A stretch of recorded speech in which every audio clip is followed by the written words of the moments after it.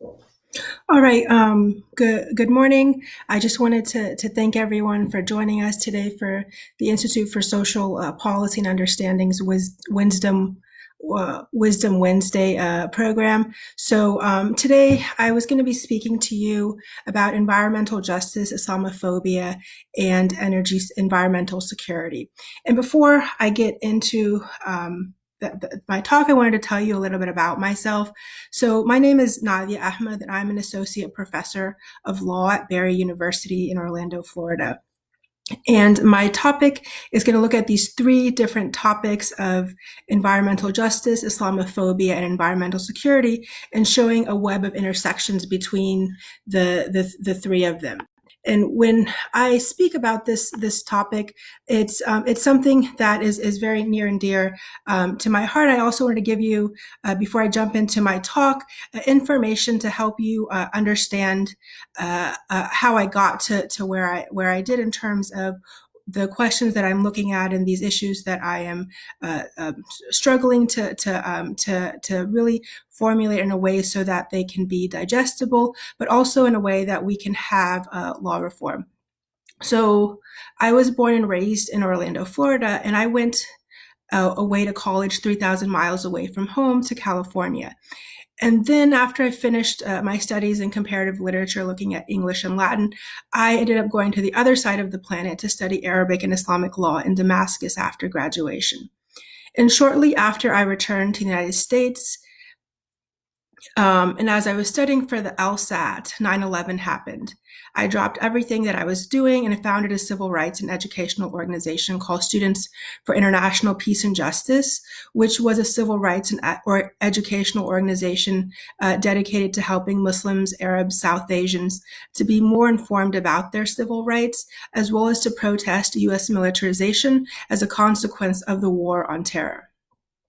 So in addition to holding educational seminars, organizing conferences, and mobilizing for anti-war protests, we also produced the first edited volume by Muslims looking at the war on terror from the perspective of Muslims in July of 2002.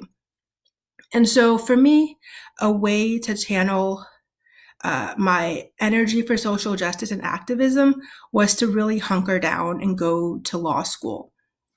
And so after I finished law school, I practiced property law in Florida as well as land use and business law for about 5 years. And then I had decided to pursue a master's degree in environmental and natural resources law at the University of Denver.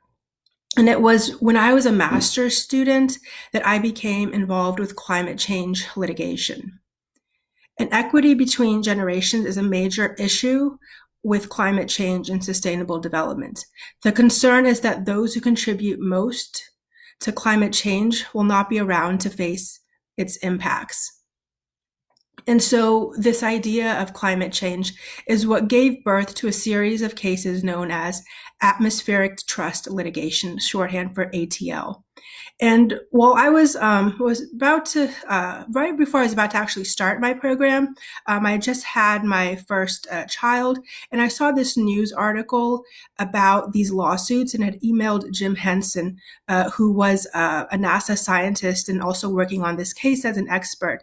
And he actually emailed me right back and put me in touch with Julia Olson, who headed the public interest group Our Children's Trust. And so I was able to do pro bono work on one of the Hatch cases that had been going through or making its way through the courts in Colorado. And this is back in 2011. And I was recently a signatory on a brief by law professors to the Ninth Circuit for rehearing en banc for the Juliana case that involves 21 youth plaintiffs who had sued for the kitchen sink of federal agencies under the public trust doctrine. Just to kind of give you a perspective about this case is that this lawsuit was brought by youth plaintiffs, the youngest members of the class when the suit started were in elementary school. And so I think that we shouldn't think that we're ever too young to make a difference, and that this youth mobilization was really a youth-driven endeavor. And so the total number of climate change litigation cases in the United States exceeds that of the rest of the world combined. And to kind of give you a little bit more perspective, around 2013, there were more than 420 climate cases that had been resolved in the United States versus 173 in the rest of the world combined. And this is, I think, a part of the U.S. concern for not only environmental protection, but also U.S. exceptionalism, trying to preserve the pristineness of environmental spaces in the United States. And the framers of the U.S. Constitution really recognized that each generation had a fundamental obligation to preserve the value and integrity of natural resources for later generations. And the most succinct and systematic treatment of intergenerational principles was provided by Thomas Jefferson when he said to James Madison that the question whether one generation of men has a right to bind another is a question of such consequence as not only to merit decision, but place among the fundamental principles of every government set out on this ground, which I suppose to be self-evident, that the earth belongs in usufruct to the living. So while I was in law school for the second time, I actually enjoyed the intellectual atmosphere. I ended up working for two NGOs as I prepared to take the Colorado bar. And for the NGOs, I advised companies on sustainable mining practices through projects with the World Bank and international aid agencies. These projects involved investments in Afghanistan, Mozambique, Mali, Sierra Leone, and other countries. I was also recruited through an on-campus job fair to work for a multinational oil and gas company in handling the post-production royalties for landowners and consortium partners. I had enjoyed my job, but I also wanted to be a law professor at the same time. So I think some of the things that I see people kind of grapple with as they're thinking about doing a career transition, whether it's to academia or to think about going to graduate. It's a matter of thinking about, what is the best time to do things and what should I do? So I think even with students that I see is thinking that you may not get the job that you want right out of law school, but to put yourself on a plan for thinking about what am I going to do 3 years, 5 years down the line, and also try to locate mentors that will also that you can receive some guidance from, who are also 1 year, 3 years, 5 years, 10 years down the line in terms of what you want to do. And I think that's really, really critical. And so, and that's what I did. So, so really I started to see that not only could I do something that I wanted to do, and maybe I hadn't wanted to originally start thinking about working for an oil company. I was working on environmental rights, but that's the opportunity that was available to me at the time. And it also gave me a behind the scenes on how the industry works. And so I also at the same time started doing some pro bono work as a research assistant for Columbia University Center for Sustainable Investment. And I worked remotely where I would advise foreign governments on creating sustainable business practices for the extractive industries. This would involve getting up at 6 a.m. and doing Skype calls to Afghanistan, the Middle East, and Australia with other members of our team. But at the same time, I also served on the Human Rights and Community Services Advisory Board for the City and County of Denver, advising the mayor's office. And having these community relations and volunteer opportunities also allowed me to see the interconnections between industry, government, and legal rights. And so really kind of getting into the thrust of my talk, first, what I wanted to do is to explain what is the concept of environmental justice. I recently co-authored a textbook on environmental justice, which was sent to the printers and will be available early next month. Then I will show you a little bit more about how Islamophobia is linked to the current ecological crisis. And finally, in the third part of my talk, I wanted to explain why this idea of environmental security can be improved by harmonizing relations among state actors from Muslim majority states and majority non-Muslim nations, as well as the population bases of these countries through faith-based approaches to environmental protection. And I will be also answering any questions that you post in the comments as well. And so the first point that I wanted to discuss is that in looking at, what is environmental justice, is that I think you need to keep in mind that you have to really be able to decide your own destiny. And Dr. Martin Luther King Jr.'s work really paved the way for environmental regulations. I don't think that we give him credit for that, particularly for urban environments populated by discriminated or neglected groups. So within years of Dr. King's 1963 I Have a Dream speech, environmental defenders succeeded in pressuring the government to push through such important legislation, such as the Clean Air Act, the Clean Water Act, and the National Environmental Policy Act, which is considered the mother of environmental regulation. For Dr. King, basic civil rights went well beyond freedom, equality, and the end of racial segregation. He was really adamant about environmental justice, that everyone had a right to clean air, water, and soil, as well as having a right to live in a healthy and nurturing environment. Dr. King believed that urban planning, parks and recreation, schools and education, and democratic decision-making were all important civil rights issues. He felt that the fair treatment of a person's environment was tantamount to the fair and equal treatment of that person.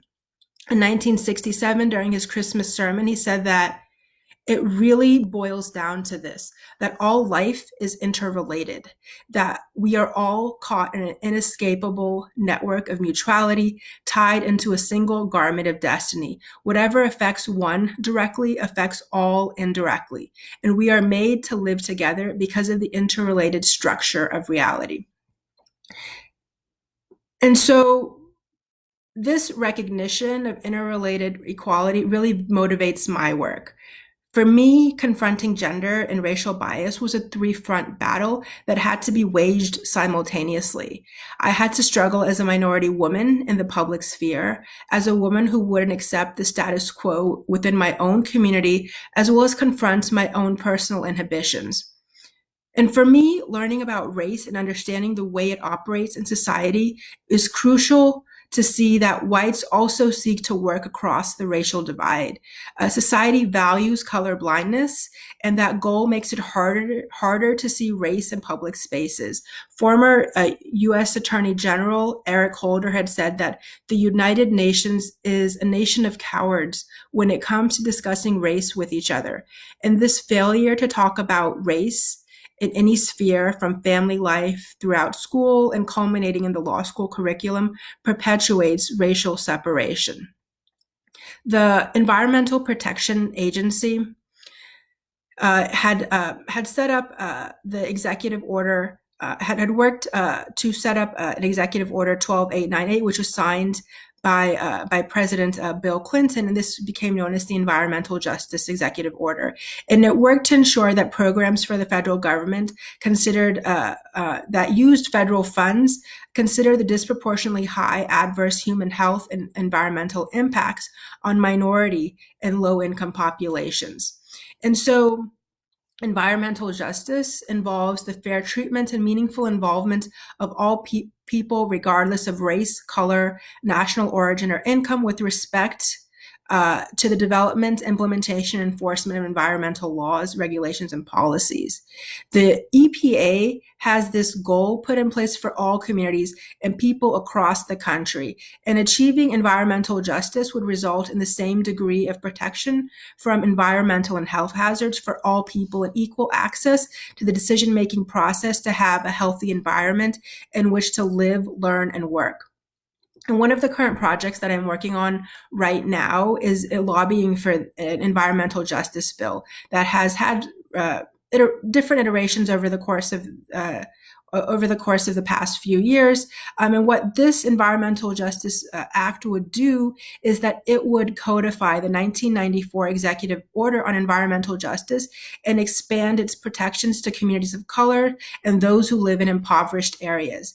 It would also set up requirements for federal agencies to implement and update a strategy on a yearly basis to address negative environmental health impacts. And the measure would also provide a provision for citizen suits. Having an environmental justice law would be a game changer.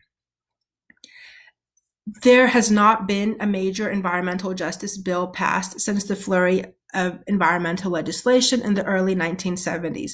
There's been this move towards having more private environmental governance models, but having a law put in place would be most important to have that critical change that is needed. President John F. Kennedy, who was a proponent of environmental justice, said that simple justice requires that public funds to which all taxpayers of all races contribute not be spent in any fashion that encourages, entrenches, subsidizes, or results in racial discrimination. So I thought that what would be the best way to look at this problem of environmental justice, or looking at this idea of how to solve this issue of discrimination. And I thought, like, what is one of the most super efficient organizations out there? And I thought about this idea in terms of like what type of area gets most funding, and what area is really able to be able to be considered a priority nationally. And so what I thought about was the U.S. national security perspective. And I felt that this U.S. national security perspective would be very instructive. So I went to the government's website, and there were 3 goals that were listed for the national security perspective. The first one was to furnish a historical perspective to past strategic structure.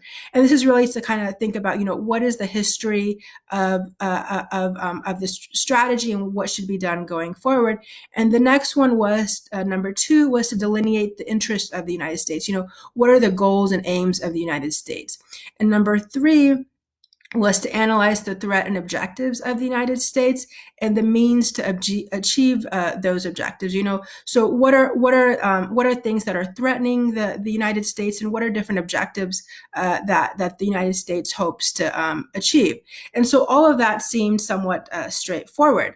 But I took these goals and kind of made up my own goals and kind of dubbed them my critical pedagogy perspective. And so what I did is I took the first goal and turned it around and made it to furnish an accurate depiction of the law as a means of subordination. And what this means is that we are recognizing that the law isn't just about having this idea of fairness and equality, but that the law is actually being used to disempower and to subjugate people. Then the next idea that I had was that to delineate the transnational interest of the United States domestically and internationally. So in that sense, what we're able to do is to see that there are interests that the United States has, whether it is corporate interest or geopolitical interest, and make sure that those interests are being seen, as well as seeing the intersectionality of those with environmental issues.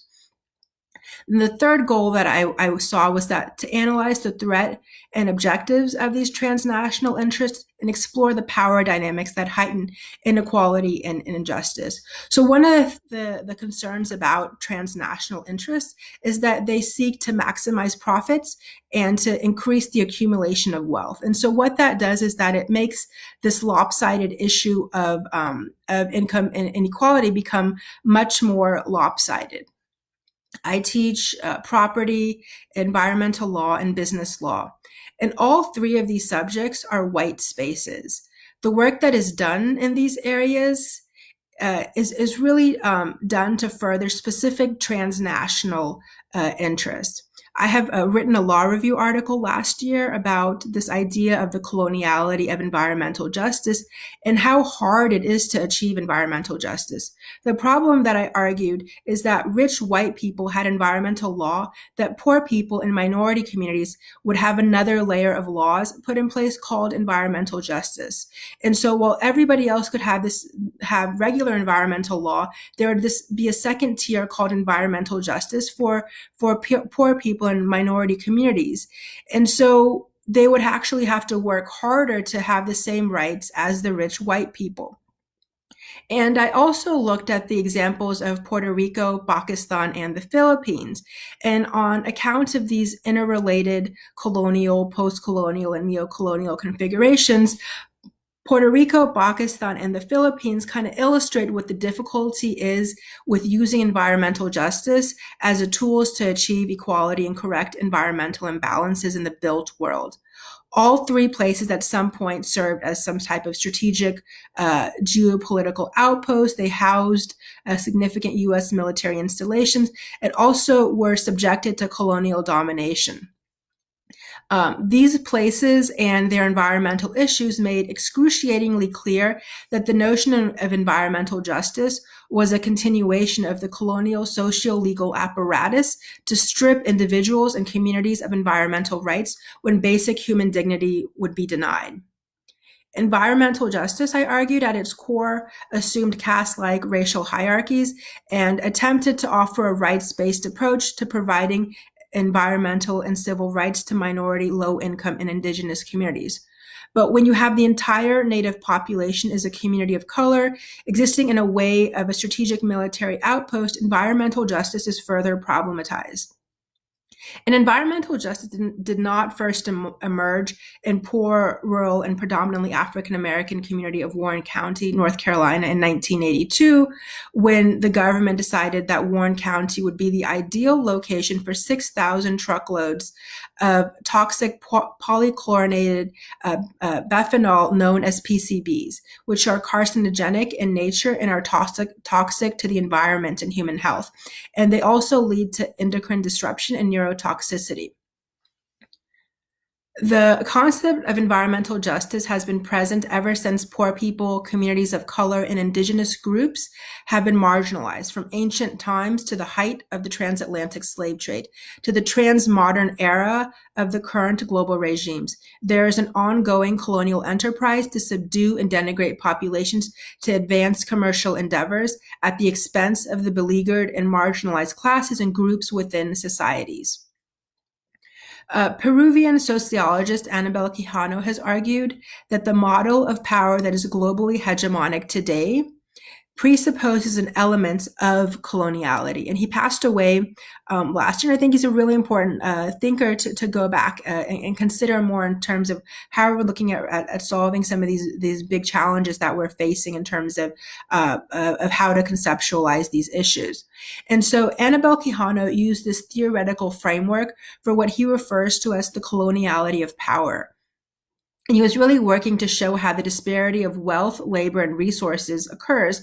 And his analysis is very instructive for the reformulation of environmental justice. Quijano has expressed how colonialism created the convergence of two separate axes of power. The first one was that the codification of the differences between the conquerors and the conquered in the idea of race, which would be a supposedly different biological structure that placed some in the natural situation of inferiority to others. And the other idea that he had was that this other axis of power was that it was a new structure of control of labor and its resources and products. And so before we even had the colonization of America, the concept of race as we now know it did not exist. But race would later on become the modality to grant legitimacy to the relations of domination imposed by the conquest. And this conquest of America was the point that race emerged as the position to set forward ranks, places, and roles in the new society's structure of power. And only once race is recognized as a means of subordination can the next phase begin, and that is that of environmental subordination. The races that are inferior to Anglo-Americans are not allowed access to the same level of environmental protection as they faced higher environmental threats on account of displacement, disease, slavery, and migration. The control of labor and production would create new hierarchies in society based on race. And Quijano laid out the Eurocentrification of world capitalism. And that is that the privileged positions conquered by the dominant white for the control of gold, silver, and other commodities produced by unpaid labor of Indians, blacks, and mestizos granted whites a decisive advantage to compete for the control of worldwide commercial traffic. When we look and see the origins of race rooted in the origins of the history of the American colonial enterprise, we're able to see the lineage of environmental justice. If the discussion of environmental justice began in Warren County, North Carolina, it overlooks centuries of environmental denigration, pollution, and toxicity in communities who have to carry the burden of the capital enterprise through the loss of their lands, livelihoods, and lives, while the elite are going to benefit from their toils.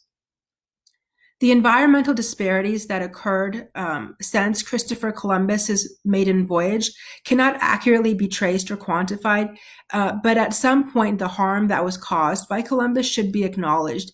Even if such an acknowledgement is not forthcoming, there should be a recognition that environmental justice places a burden on already marginalized communities to assert that basic human dignity in the form of environmental permitting, processes, in the transmodern context. And so next I wanted to move on to the second part of my talk, which is to talk about the link between Islamophobia and the ecological crisis. When Arab members of the Organization of Petroleum Exporting Countries, known as OPEC, when these countries are predominantly Muslim majority states, decided to exercise natural resources sovereignty, energy prices in the United States spiked in 1973, and this led to the seeking of alternative energy sources, including renewables. And it wasn't any desire to protect the environment that led to renewables. It was really a desire to protect price fluctuations and to limit reliance on foreign oil, otherwise, which in essence would be Muslim oil. And so the need for excessive exploitation shows that the social roots of the need to fluctuate between biopower and the fostering of life on one hand and necropolitics on the other is really important to consider. Sociologist Ghassan Haj has argued that it is not just that we have ecologically suicidal and colonially violent illegal and discriminatory society on one hand, and the ecologically sustainable, lawful, egalitarian, and democratic society on the other. It is that the former has to be continually revisited on the material condition of the possibility of the latter. And so in today's society, we have wealth has gone up, as well as you've seen increases in poverty. And we've also seen how these situations keep exacerbating. And so this idea also of necropolitics also provides an avenue for understanding why global, national, regional, and local energy policy is so stagnant. And necropolitics is really the lens for seeing why so many policymakers, energy analysts, and legislatures are blinded by the industry insiders and devising policy to make a buck. And so while we are willing to sacrifice lives from air pollution, as well as man-made disasters and climate change impacts for profits. And in his book, Is Racism an Environmental Threat? Debating Race, Professor Ghassan Haj also shows that the ecological crisis is the most overwhelming to ever face humanity, and its consequences are going to permeate every domain of life. And he talks about how the relationship of the ongoing ecological crisis to Islamophobia is considered the dominant form of racism today. And he also goes on to show how both of these ideas also share roots in domination, colonialism, and the logics of capitalism. He proposes that both racism and humanity's destructive relationship with the environment emanate from the same mode of inhabiting the world, an occupying force imposing its own interest as law, as well as subordinating others for the extraction of value, eradicating or exterminating what gets in the way. And so in connecting these two issues, what Professor Haj does is he gives a voice to the claim that's taking shape in many activist spaces that anti-racist and ecological struggles are related. And in both of them, it has to go beyond seeing this idea of otherness, whether it is as non-human or as human, but also seeing something that exists solely to be managed. So neither the U.S. environmental policy nor energy policy considers the global South in the quest for U.S. energy independence. So we don't always look to see, what are these negative environmental externalities that those in the global South are going to face while we as the United States are going to go move forward with clean energy. And so we need to think about it, at the current rate that we have of fossil fuel extraction and use, we need to think about, what is happening as a result of that. And so who continues to provide the land, which provides the energy to the global North with so much of its energy needs? Muslims. And so who are the industrial workers in those oil refineries? Migrant Muslims from other countries. And the reason is that the elite in the global north countries are willing to keep their lands and their spaces as pristine as possible, as they consider natural resources such as oil and gas expendable in Muslim nations. And the same also applies to biofuels in Indonesia and Malaysia. And Professor Hodge has really created categories of waste and unrecyclable to show how Islamophobia is really working to shape the current ecological and humanitarian crises. And I wanted to share a passage from one of his blog posts, because not only is he a prolific writer, he's also a prolific blogger. And he writes that the ecological crisis is not only the experience of something useless known as waste from which we cannot extract any more value, which would be the unrecyclable, and that it becomes ungovernable and unencompassable. Importantly, this ungovernable and unencompassable waste is also considered by us as harmful. It damages us as individuals and as collectives. It damages our social relations and our practices, and it can do so because it damages the very milieu in which these are constituted. And what is really striking today is that each and every one of these classifications and their associated imaginary can also be used to understand the way that the Muslim refugee is experienced in the West. That is, these classifications are at the very heart of what we call Islamophobia. The Muslim refugee, particularly the Syrian refugee today, is first and foremost perceived as waste. It is the refuse, the byproduct of wars or of social transformations that uproot people from their land and their societies without these societies having the means of being able to reintegrate themselves. And so the Muslim refugee today is considered unrecyclable. And that it is one of the crucial differences between the classification of refugees today and their classifications during and after World War II. And so this is important to see how the classification of refugees has changed over time. In the earlier case, refugees are seen as refuse and waste produced by war and social transformations.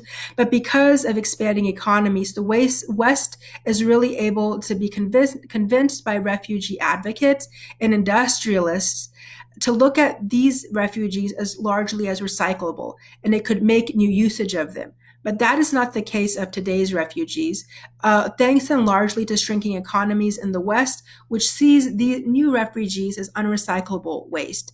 And so at the same time, this unrecyclable waste is going out of control. It is perceived as unimaginable, ungovernable, and not able to stay put.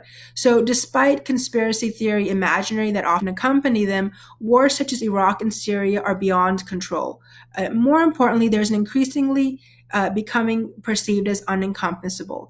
And so what their effect has is, whether it's the form of the spread of Islamist terror organizations or the spread of refugees, is that they cannot be contained to specific localities. The Muslim others are experienced as ubiquitous presence. They are everywhere. They are growing locally while also traversing and overflowing national borders. And they do so in such a way that they create anxieties in the Western governmental subjects concerning the very capacity to be sovereign governmental subjects. And this idea of unencompassability is perhaps more than anything else that can be used to trigger the kind of phobic anxieties from which the Western extreme right feeds. What you see happening is that there's a trigger of fantasies of reverse colonization, fictional stories where the populations that have traditionally been colonized by the West are feared of becoming themselves the colonizer of Western populations. Anything from the deadly but pathetic figure of the Islamic terrorist to the non-assimilating halal meat-feeding Muslim feeds the specter of Muslim domination. And this takes us to the final classification, which is the toxicity and harmfulness of Muslims. And so the Muslims' mere presence is seen as having a negative effect on the West. And so the West would be conceived as anything but Muslim and as also able to potentially destroy it. And so the Muslim then is like a carbon gas is unrecyclable, ungovernable, unencompassable, and toxic waste. And it is not an object that is just mildly polluting certain social spaces with the modern social environment, but the active subject has diffused itself throughout the planet and is responsible for whole-scale global social crisis. And so with that, I wanted to get to my next topic, which is the idea of environmental security. Natural resource scarcity is not a fleeting phenomenon, but a pressing concern for environmental security as well as human security. Conflict and security expert Rita Floyd has addressed concerns about environmental security. And she says that being informed by the idea that the environment is a necessary requirement for human well-being, the question whether or not global environmental issues should be dealt with by those in power can be easily answered with a yes. When we're analyzing the Copenhagen School's views on securitization and desecuritization, outcomes are going to vary. And so the same way that energy sources can vary in terms of their environmental and social impacts and energy outputs, environmental security varies for the different types of energy resources. Renewable energy offers greater environmental security outcomes, and also by being able to determine negative environmental externalities and their costs can also suffer from methodological shortcomings. To really emphasize the conceptualization of resilience in the context of urban areas, it's really useful to analyze the various intentions of this idea of resilient cities. And I've written about this idea in an article called Energy for Metropolis. And here in this idea of resilient cities, we're able to see that there's this attempt to hone in on urban security, economics, building technology, building types, communities, counterterrorism, social capital, climate change, and natural disasters. And so in this milieu of what constitutes a resilient cities, energy access and energy security remain at the forefront of priorities. Renewable technologies are enhancing existing systems for energy security and provide a means to transition to cleaner renewable energy resources, including solar and wind power. And biofuels are also considered a stopgap measure for cities as they transition to clean energy targets. But the big problem, though, is that price volatilities in the energy markets and microeconomic conditions are going to lead to mixed results for a renewable energy sector in the 1990s and 1990s. And so what you then have happening is consumers and automakers have less of an appetite for fuel efficiency when oil prices are falling. And this leads to a loss of momentum in U.S. energy security or in U.S. energy independence movements. And so prior to the last major recession that we had, which was the global financial collapse of 2008, and this occurred during the waning days of President George W. Bush's administration, he ended up signing what was known as the Energy Independence and Security Act of 2007. And economist Peter Grossman has summed up the EISA as energy independence largely through ethanol or biofuel technology, some conservation, and something toward addressing climate change, especially in terms of advancing technological carbon capture and storage program for the combustion of coal. And so what the EISA was an attempt to do was something to counter volatile energy prices at the advent of the global financial collapse of 2008. Yet, as the EISA was enacted, we had a downward financial spiral that led to inflated biofuel prices. And what that did is that it incentivized U.S. oil and gas production and agricultural and forest biofuel development and use. The EISA was a lost opportunity for better renewables. And right now, we're in that same situation again when this EISA was passed, and that right now we're in a moment again that we could be transitioning to renewables because of shocks to oil prices because of the coronavirus pandemic. And the failure to enforce environmental rights and norms worldwide, what it does is really necessitate the finding of alternative sources for ecological obligations, and such as those that can be derived from religious rules for faith practitioners. So there's an article that I've recently published about faith-based approaches to ecological harmony as well as environmental protection. And so, and there I think is also this idea of intergenerational equality is important not only for climate change and sustainable development, but this idea also resonates in religious teachings as well. So according to much religious teachings, their present generation should be able to keep a healthy environment as well as keep it safe for the inheritance of future generations. There's also an appreciation of the nexus between technology and faith, showing that faith traditions provide centuries-old legal customs and norms for environmental ethics and can add to the understanding of the public trust doctrine.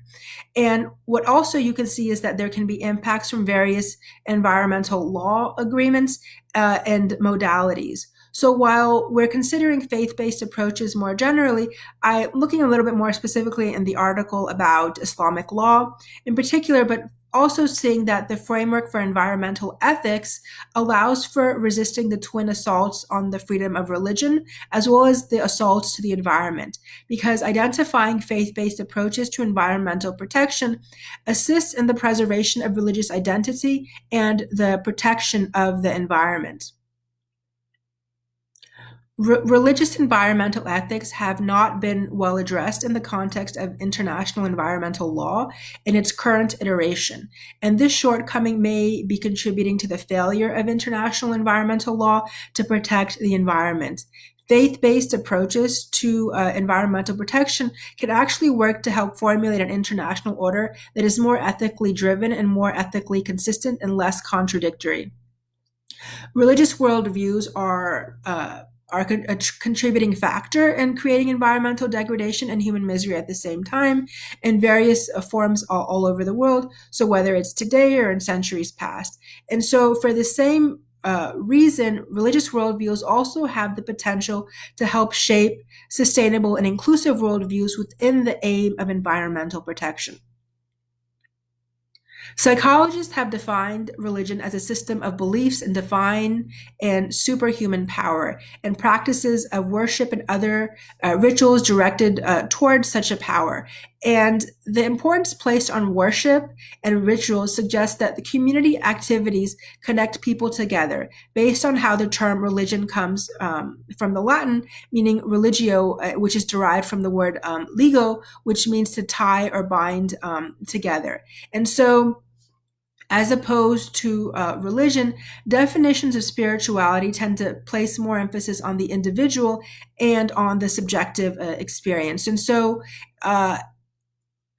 explaining this, I think, a bit more broadly as a transcendent dimensions within the human experience also shows that the individual questions relating to the meaning of personal existence and attempts to place the self within a broader ontological context are also relevant as well. While appreciating how religion and spirituality have been used interchangeably in a lot of different contexts, I think it's important to kind of see that there is a distinction between the two and not just to use them interchangeably as much. Religion, I think, offers a bit of a more systematic way to connect to the world, as well as its problems in the ways that other connections may not be. Philosopher Roger Gottlieb has explored the current environmental crisis and how religions have entered an ecological phase. The people who are religious have had to become political and environmental activists. But there's also been objections to ecological religion. For one purpose, one of the things that you have is that there is a complaint is that democratic societies do not need religion involved in their political life to solve their problems. Religions have served as tools for political intolerance, bigotry, sexism, racism, and homophobia. In fact, religion was used to provide a moral basis for colonization and conquest in the Americas through the notion of manifest destiny. Religious arguments were also provided in favor of slavery and ethnic cleansing. Still, environmental movements are hospitable to religion, and this is because they tend to be more open to spirituality, than many other political movements. And the mission of environmental groups is to protect all life, and all religion has a similar purpose towards the inclusion and cohesion of life. Uh, and so, when looking at this, industrialized countries really have to account for previous centuries of greenhouse gas emissions by providing low cost transfer of skills, technology, and capital to emerging economies so that they can modernize without relying on carbon based energy. And religion is still going to offer a sense of environmental justice and creating a sense of duty to the environment and to others, because religious rhetoric tends to carry a very powerful moral authority. And so the religious duty to protect the environment precedes international environmental law instruments. And so in the same way that the civil rights movement stood on a religious high ground, the environmental movement can also harness this authority for its purposes. In the 1970s, environmentalists claimed ecology more as a religion. And so they also were able to see that the interests of the law were served by how the natural world is seen, understood, and used. And in efforts to kind of bring about religious insights to international environmental debates are not going to be new. In fact, in the past, you're going to have international religious meetings on the environment, such as the Global Forum of Spiritual and Parliamentary Leaders that have also been held in the past in Oxford, Moscow, Rio, and Kyoto. And so you also have the Tehran Seminar on Environment, Culture, and Religion, which was held in Iran in 2001, as well as another meeting on environment, peace, and Dialogue of Civilizations and Cultures, which was organized in 2005. Both of these programs were sponsored by the Iranian government with the support of the United Nations Environment Program. In addition to that, the International Union for the Conservation of Nature, the IUCN, which I'm a member of, has organized its first panel on spirituality and conservation at the World Conservation Congress in Barcelona in 2009. And so you can see that there's been quite a bit of time that these two ideas of ecology and religion have been linked together. And religion can also work to assist humanity as stewards and guardians to advocate and protect the rights of future generations to come. So whether from an anthropocentric or a biocentric perspective, we need to have more adequate environmental values to be formulated and also linked to areas of public policy. And when we're looking at this as scholars of religion, as well as looking at it from the perspective of religious leaders and the laity, they can be seen as key players in another way of part of the articulation process of ecological harmony and environmental protection. And so having an alliance like we have here of both scholars, religious leaders, and activists is a common ground for dialogue, as well as a way to create partnerships in envisioning and implementing long-range sustainable solutions to some of our most pressing environmental problems. And this is very critical because the attitudes and values that shape people's concepts of nature really come from their religious worldviews and ethical practices. Religions have been very significant catalysts for humans in coping with change and transcendent suffering, while at the same time grounding humans. And so, what I think that we can also see is that this idea is really important to see, is that how religions also show that there's this transcendency that's available in terms of being able to experience suffering like we are right now with the coronavirus pandemic, but also see how this is grounded into grounding humans in nature's rhythms and Earth's abundance. And so the creative tensions that exist between humans seeking to transcend the world and yearning to be embodied in this world are all part of the dynamic of particular world religions. And so, with that, if anybody has any questions, I'm happy to answer them in the chat.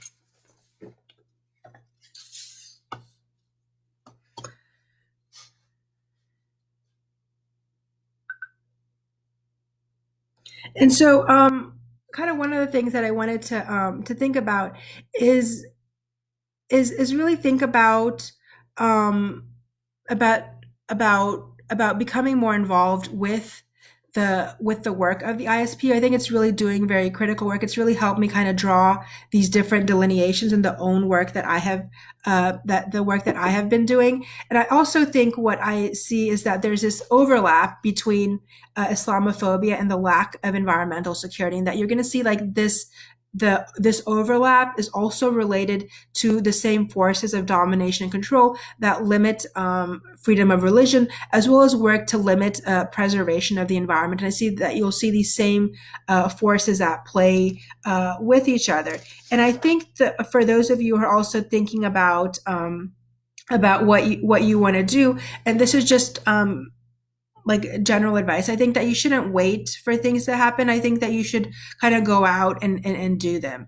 And this is really important, especially for those of you who are maybe at the beginning of your career, as well as even for those who are more established, because I think that we can get into the sense of like either despondency or maybe in a sense of like we're kind of okay with the way things are, but I'll kind of always make sure that you are willing to kind of take chances as well as take risk as well.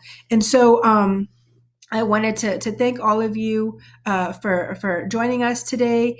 And so you can also find me on Twitter at Nadia B Ahmad.